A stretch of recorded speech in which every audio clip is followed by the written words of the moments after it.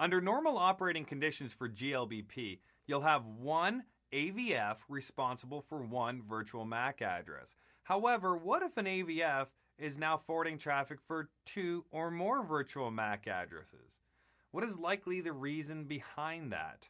Well, you have some type of issue or failure within the environment. Now, it's not a failure on the local network. It is a failure upstream. We have object tracking that we can implement with GLBP to identify if there's any issues upstream from the active virtual forwarder. Now, this is important because as the forwarder, you want to make sure you can reach the destinations that the clients want to reach. If you can't reach the internet, why are you forwarding traffic for those clients? You shouldn't be. Somebody else should be the active virtual forwarder. So because object tracking has been turned on, the AVF has identified an issue upstream, either directly connected to itself or further along down the line. And it has decremented its weighting. That's right, I said weighting, not priority. Remember, priority is in reference to the AVG, the Active Virtual Gateway. Well, when we are dealing with AVFs, we're dealing with a value known as the weighting. And the weighting can be decremented. And when we specify thresholds for this weighting value, we can identify that if the value goes below a certain number, then you no longer will be the AVF for that MAC address. Some other device will take over. And it's important to remember this key point here. Preemption is enabled by default for the AVF weighting. So you don't have to worry about enabling preemption as well for the weighting. It is enabled by default. So that's completely separate from the AVG. The AVG, preemption is disabled. With the AVF, it's enabled by default. So such a big difference might be something that you'd be troubleshooting at some point in time. But let's take a look at this. In our example here, we have R4 as the AVG for GLBP group 43. Let's look at that with show GLBP. We can see it is the AVG. But I want you to pay close attention to this information right here.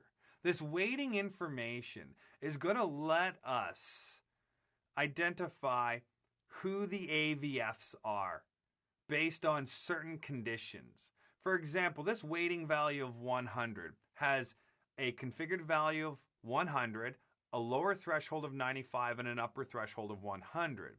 We can decrement this weighting based on object tracking. And you can see here, if tracking object 1 is up, everything's fine. But if it's not up, we're going to decrement this weighting value by 50. So lower it by 50, which means it becomes 50 as a result. Notice this lower threshold of 95. This lower threshold of 95 says, if my weighting drops below 95, I can no longer be a forwarder, an AVF. That's what this means right here. I can no longer be a forwarder anymore. So what are we forwarding for right now? We are forwarder number 1 because it says active right here. And we are forwarding for this particular virtual MAC address. Forwarder number 2, we are in the listening state for. So who is forwarding for this particular MAC address? It's R3. If we go over to R3 and type in show GLBP, we'll see from this output here that R3 is the forwarder for that MAC address. But now what happens if R4 fails? Well, if R4 fails and it's no longer the AVG, it no longer exists, so R3 just does everything. But what if this link fails between R3 and R4? Not the gigabit 0/0 links, but the one directly connecting R3 and R4, the point-to-point Ethernet link that is between the two of them.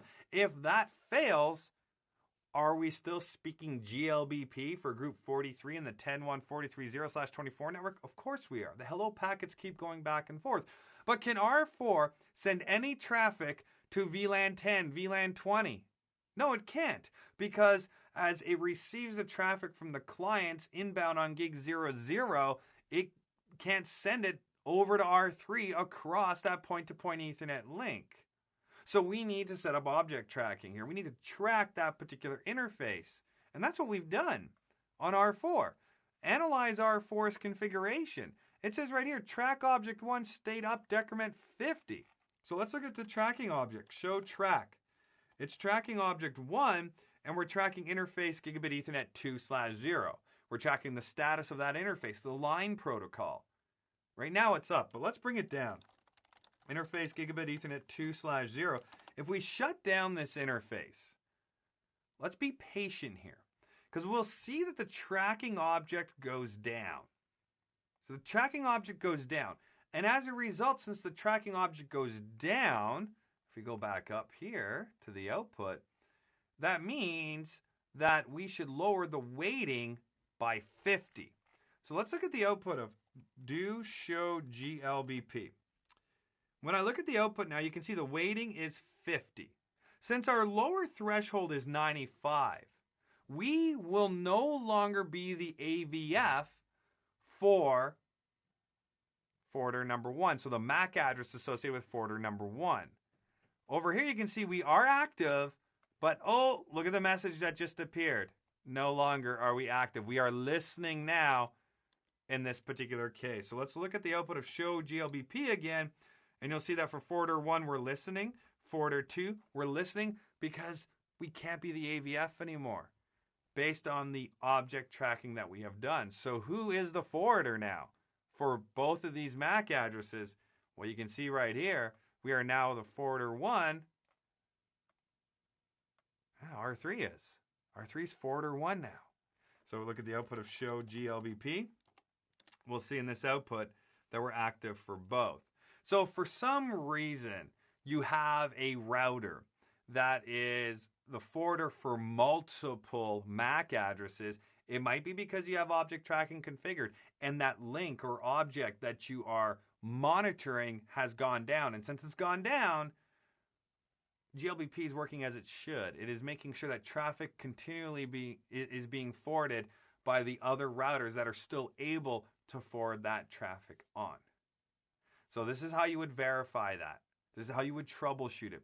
You would have to look at your devices. As we saw here with R4, we analyzed the weighting and we analyzed the tracking object.